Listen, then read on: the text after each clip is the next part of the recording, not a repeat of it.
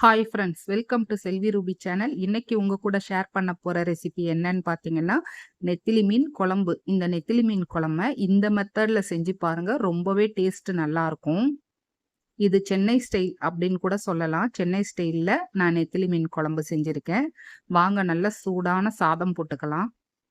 நல்ல சுட சுடன்னு சாதம் போட்டுட்டேன். இப்ப நம்ம வச்ச நெத்திலி மீன் குழம்ப ஊத்திக்கலாம். கரண்ட் போயிருச்சுங்க. அதனால தான் கொஞ்சம் வீடியோ கொஞ்சம் டல்லா இருக்கு.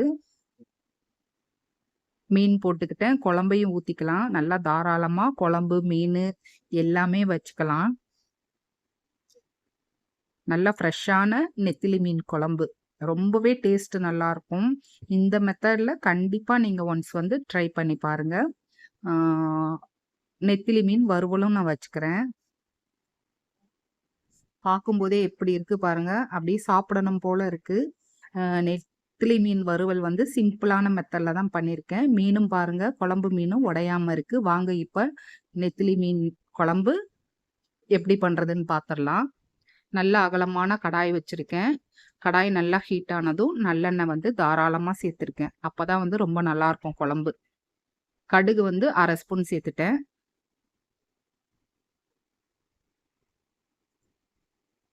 கடுகு நல்லா வெடிக்கட்டுங்க. இப்ப 1/4 ஸ்பூன் வெந்தயம் சேர்த்துக்கலாம். வெந்தயம் பார்த்தீங்கன்னா, மீன் குழம்புக்கு சேர்க்கும்போது ரொம்பவே வாசம் நல்லாருக்கும். கண்டிப்பா வெந்தயம் சேர்த்தே ஆகணும். சேர்த்துக்கங்க. இப்போ 10 போல சின்ன வெங்காயத்த 2 2ஆ கட் பண்ணி சேர்த்துக்கிட்டேன். கருவேப்பில நல்லா 2 கொத்து கருவேப்பில தாராளமா சேர்த்துக்கலாம். இப்போ கொஞ்சமா கல் உப்பு சேர்த்துக்கிறேன். எல்லாம் சேர்த்துட்டு நல்லா மிக்ஸ் பண்ணி குடுத்துறலாம். நல்லா வதக்கிறலாங்க. சின்ன வெங்காயம், இந்த கடுகு, வெந்தயம், கருவேப்பில எல்லாமே நல்லா இந்த எண்ணெயில வதங்கி வரட்டும். இப்போ ஒரு 10 பல் பூண்டு, நல்ல பெரிய பூண்டா சேர்த்துக்கிறேன். மீன் குழம்புக்கு இந்த மாரி பூண்டு சேர்க்கும்போது வாசனை நல்லாருக்கும். பூண்டு சேர்த்துட்டு திரும்பவும் வதக்கிட்டேன். 2 பெரிய வெங்காயத்த நல்லா மிக்ஸியில வந்து அரைச்சிருக்கேங்க. அத உள்ள சேர்த்துக்கலாம். இந்த மாரி வெங்காயமெல்லாம் அரைச்சு சேர்க்கும்போது, குழம்பு வந்து நல்லா கெட்டியா கிடைக்கும். டேஸ்ட்டும் நல்லாருக்கும். சின்ன வெங்காயம் நெறைய சேர்த்துக்கிட்டோம்னா இனிக்கும். அதனால பெரிய வெங்காயத்த நான் அரைச்சு சேர்த்துக்கிட்டேன். சின்ன வெங்காயம் தாளிச்சுக்கிட்டேன். 2 நல்ல பழுத்த தக்காளியும் அரைச்சு உள்ள சேர்த்துக்கலாம். இந்த வெங்காயம், தக்காளி, பூண்டு எல்லாமே இந்த எண்ணெயில நல்லா வதங்கி வரட்டும். அப்பதான் வந்து மீன் குழம்பு ரொம்ப டேஸ்ட்டா இருக்கும்.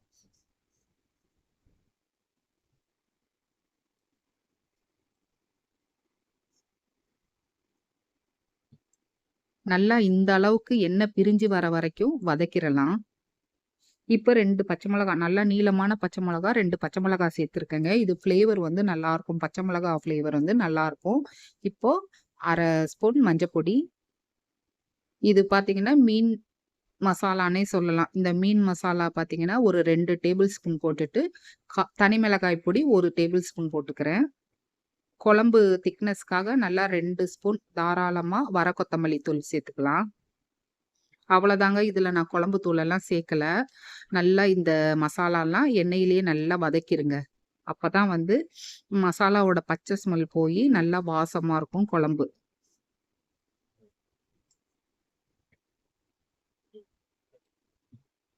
நல்லா இந்த அளவுக்கு வதக்குனதுக்கு அப்புறமா தண்ணி சேர்த்துக்கலாம். அப்பதாங்க எக்ஸ்ட்ரா இருக்கிற ரா ஸ்மெல் எல்லாம் போகும்.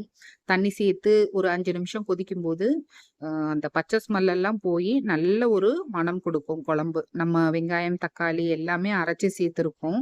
அதனால ஒரு 5 நிமிஷம் கொஞ்சமா தண்ணி சேர்த்து ஒரு 5 நிமிஷம் கொதிக்கட்டும். நல்லா குழம்பு கொதிக்கும்போது நல்லாருக்கும். இந்த ஸ்டேஜ்ல உப்பு சேர்த்துக்கலாம். மீன் குழம்புக்கு தேவையான உப்பு சேர்த்துக்கிட்டேன்.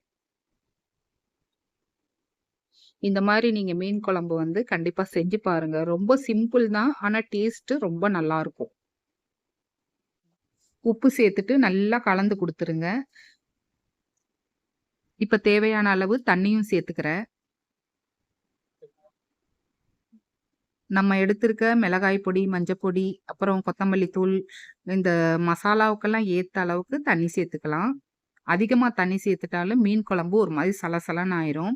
இப்ப நல்லா வாஷ் பண்ணி வச்சிருக்க ஃப்ரெஷ்ஷான நெத்திலி மீன் பார்த்தீங்கன்னா, ஒரு 1/2 கிலோ இருக்கும். மீன ஓரமா வச்சுட்டு குழம்பு எப்படி இருக்குன்னு பார்க்கலாம். குழம்பு பாருங்க நல்லா கொதிச்சு எண்ணெய் பிரிஞ்சு வந்திருக்கு.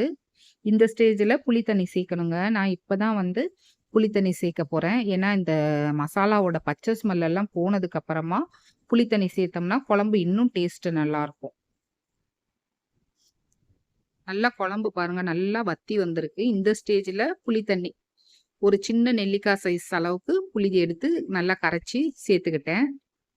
கொஞ்சமா புளி தண்ணி சேர்த்தா போதும். ஏன்னா ஆல்ரெடி தக்காளி பழம் வந்து பெரிய தக்காளியா 2 தக்காளி சேர்த்திருக்கேன். பாருங்க எண்ணெய் இப்பயே நல்லா பிரிஞ்சு எப்படி வந்திருக்கு. குழம்பு பார்க்கும்போதே டெம்ப்டிங்கா இருக்கு பாருங்க. இந்த மெத்தட்ல கண்டிப்பா ஒன்ஸ் வந்து மீன் குழம்பு எந்த மீனா இருந்தாலும் பரவால்ல. மீன் குழம்பு செஞ்சு பாருங்க. கொஞ்சமா தண்ணியும் சேர்த்து நல்லா கொதிக்கட்டும். நல்லா குழம்பு வந்து நல்லா தல தலன்னு கொதிச்சாதாங்க மீன் குழம்பு சாப்பிட ரொம்ப அருமையா இருக்கும்.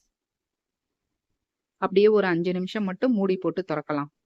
மூடி போட்டுறலாம். இப்ப வாங்க தொறந்து பார்ப்போம்.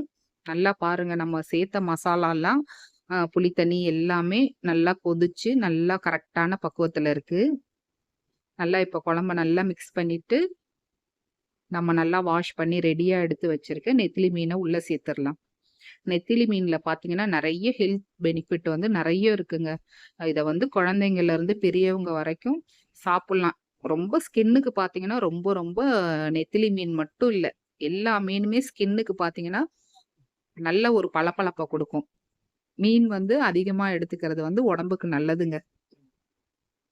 நான் இப்ப மீன உள்ள சேர்த்துட்டு, அப்படியே நல்லா ஜென்டிலா கலந்து குடுத்துறலாம். ஏன்னா, மீன் வந்து சின்னதா இருக்கறதால டக்குன்னு வந்து உடைஞ்சு வந்துரும். ஒரு 5 நிமிஷம் மட்டும் தட்டு போட்டு க்ளோஸ் பண்ணி ஓப்பன் பண்ணலாம். மீன் வந்து நல்லா வெந்துரும்.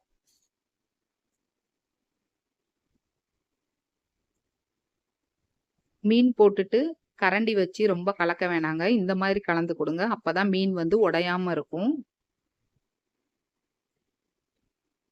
இந்த மாதிரி மெத்தட்ல நீங்க வந்து கண்டிப்பா மீன் குழம்பு வந்து செஞ்சு பாருங்க. எப்படி இருக்கு பாருங்க. இந்த பச்சை மிளகா, நெத்திலி மீன், பூண்டு இதோட சேர்த்து சாப்பிடும்போது ரொம்ப அருமையா இருக்கும்.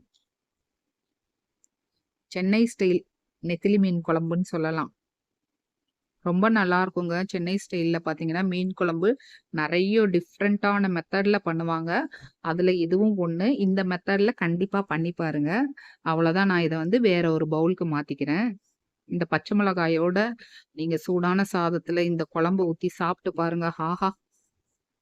ஜம்முன்னு இருக்கும். மீன் குழம்பு வாசம் சூப்பரா வருதுங்க எனக்கு. நம்ம சேனல்ல ஹெல்த்தியான ரெசிபி, ஈஸி குக்கிங் மெத்தட்ல குடுத்துருக்கேன். ஒன்ஸ் விசிட் பண்ணி பாருங்க. கண்டிப்பா இந்த மெத்தட்ல நீங்க மீன் குழம்ப கட்டாயம் செஞ்சு பாருங்க. செஞ்சு பார்த்துட்டு எப்படி வந்துச்சு அப்படின்றத கமெண்ட்ல என் கூட ஷேர் பண்ணுங்க. பாருங்க பார்க்கும்போதே டெம்ப்டிங்கா இருக்கா? அப்ப கண்டிப்பா இந்த மீன் குழம்ப செஞ்சு சாப்பிட்டு பார்த்துட்டு சொல்லுங்க. உங்களுக்கு இந்த வீடியோ பிடிச்சிருந்தா சப்ஸ்கிரைப் பண்ணுங்க. தேங்க்ஸ் ஃபார் வாட்சிங்.